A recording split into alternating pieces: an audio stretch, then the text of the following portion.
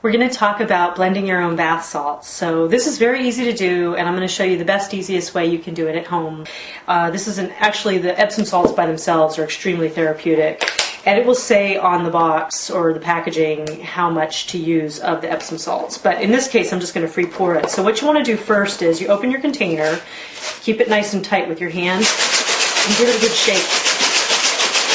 And the reason you want to do this is because salts will always cake when they're sitting still, even if they're in a closed container. So if you pour it without doing that, I'm just going to free pour. If you pour it without doing that, basically big chunks will form, and then when you go to pour it in, it'll just blob all over the place. So you get a little more control this way. So I put in about half a container of Epsom salts. So that's probably about a cup of Epsom salts. And I'm actually going to use some Dead Sea salts also. These are more expensive. They're more highly therapeutic. The Dead Sea salts are the most highly therapeutic salts that you can bathe in.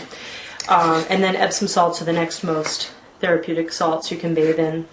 And I'm going to use a little bit more Epsom salts here. And then down from that is just plain old sea salt. And again, a lot of these things can be obtained at the health food store, your favorite health food store. So I'm just going to close the container nice and tight and give it a good shake to blend all of the salt. So for right now, we're just going to pour one bath worth of essential oil into our salt. So an easy way that you can see what this is going to smell like if you blend these three together, I have eucalyptus, peppermint, and lavender. I'm going to take these three lids and I'm going to waft them under my nose.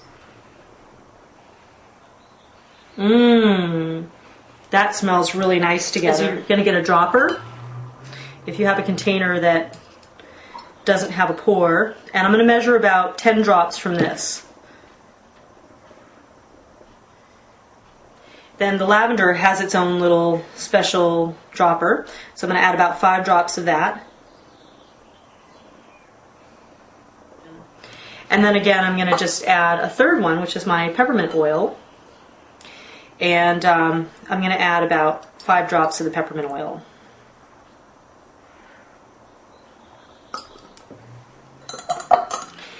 And you can get some kind of stir stick and stir that up, or you can just give it a really good shake. So this is another way that you can blend your essential oils with your carrier, which is salt. And as you can see, I'm using a surface that I'm using basically a little plastic cutting board so that I don't spill. If I do spill, I don't spill directly onto the surface that's under it. And then there's your bath salts.